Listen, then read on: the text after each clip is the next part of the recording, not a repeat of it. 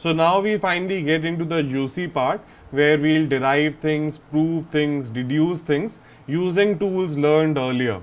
So our point number 1 is that the diagonal of a parallelogram divides it into two congruent triangles. So first of all, I should know what congruent triangles are and what are the related properties, which we have covered in the previous video. And if you do not know what congruence is, a lot of this will not make sense to you. And congruence is a very important tool, so it makes sense to spend some time and master it and then come back to this topic. But for now, I am going to assume that you are fairly comfortable with the idea of congruence. So my job is to prove that the two triangles that are created when a diagonal is drawn across a parallelogram are going to be congruent to each other. So let's get started. First piece of information given to me already, because the problem statement said the diagonal of a parallelogram. That means line AB is parallel to line CD and line AC is parallel to line BD. Now I draw a diagonal across the parallelogram from A to D, and I notice that AD will work like a transversal between the parallel line CD and AB. Now a transversal cutting across a parallel line implies that the alternate interior angles are going to be equal to each other. That means angle DAB is equal to angle CDA. It will make more sense if you draw the figure out and notice these things for yourself and name and even more importantly be clear with the names. So angle DAB is equal to angle CDA, alternate interior angles. Similarly, angle CAD is equal to angle BDA.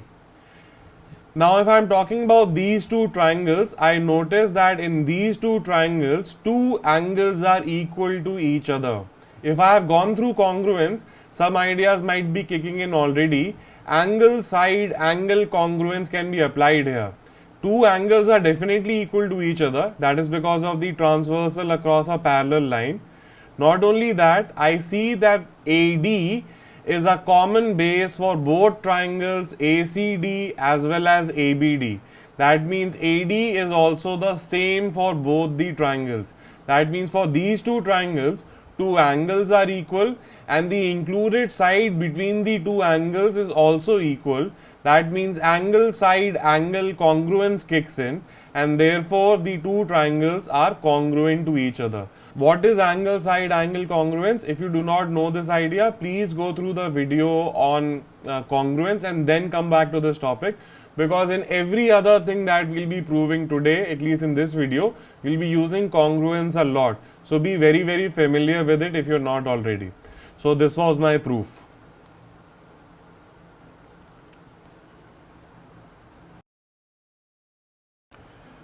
So let's move to proof number 2, that in any given parallelogram, the opposite angles are equal to each other. That means my job is to prove that angle A is equal to angle D and angle C is equal to angle B. So let's get started. How will I do this? Once again, first of all, I'll draw a diagonal across the parallelogram AD.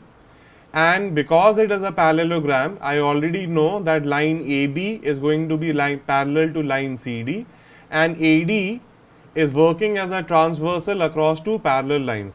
And using the same idea once again, that the alternate interior angles when a transversal is drawn across the parallel lines are equal to each other.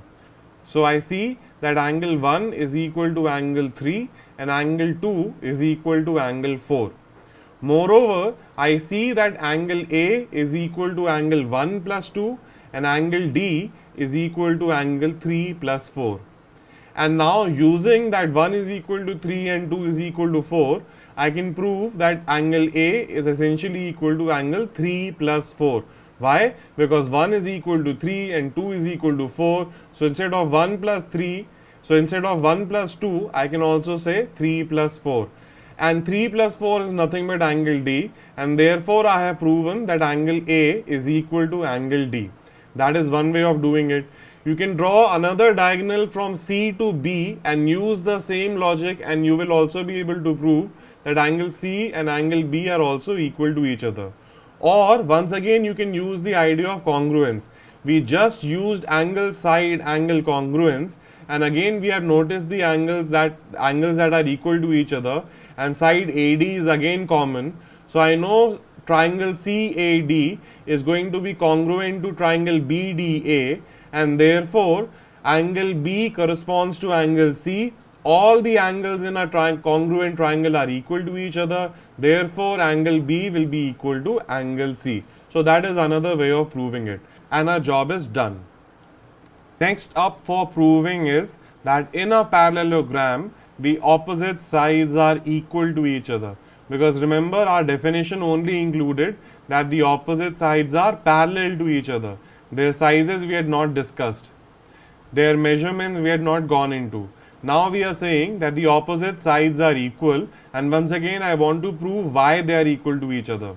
So I will follow the same process, draw a diagonal, and I know the alternate interior angles are equal. I know the included side between these two angles, AD, is also equal. So angle side angle congruence will kick in. Triangle CAD will be congruent to triangle BDA, and therefore you know that CA is equal to BD, AD is equal to DA already, and CD is equal to BA. So whatever direction you want to move in, you see that opposite sides are equal to each other, right? And a very easy proof, because half the work we have already done in the previous couple of theorems.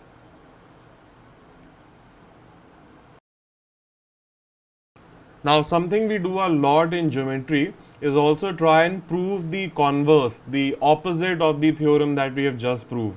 So now what I am saying is that if there is a quadrilateral, I am not saying it is a parallelogram, I am saying if there is a quadrilateral and I tell you opposite sides of the quadrilateral are equal, it has to be a parallelogram.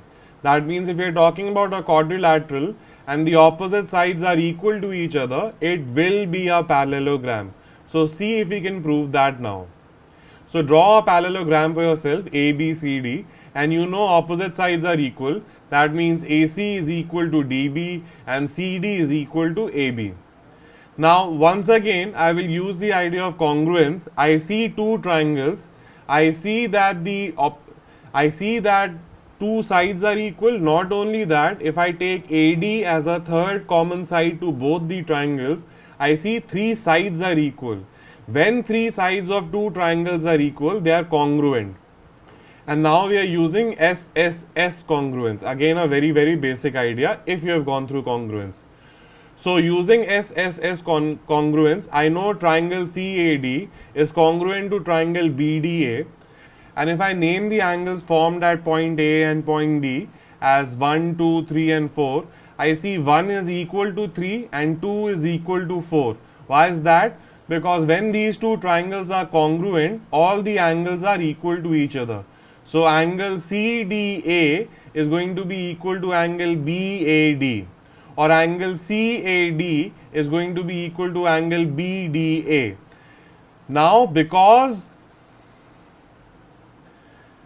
the alternate interior angles are equal to each other, you can go backwards and say line CD and line AB are going to be parallel to each other, because we learned this idea in a transversal cutting across a parallel line. When a transversal cuts across a parallel line, the alternate interior angles are equal. If there is a transversal and there are alternate interior angles are equal, the original lines are going to be parallel, the same converse theorem. So using that idea, I notice that the alternate interior angles are equal, and therefore it is proven that AB is going to be parallel to CD. You can repeat the process again in the other direction and you will also be able to prove that AC is going to be parallel to BD. So if there is a quadrilateral and the opposite sides are equal, you can definitely say that it is going to be a parallelogram. And what does that mean to you now that it is a parallelogram? A parallelogram then means that you can further use that angle A is equal to angle D and angle C is equal to angle B, and sum of all the angles is going to be 360 degrees, or whatever other tools you have picked on the journey so far.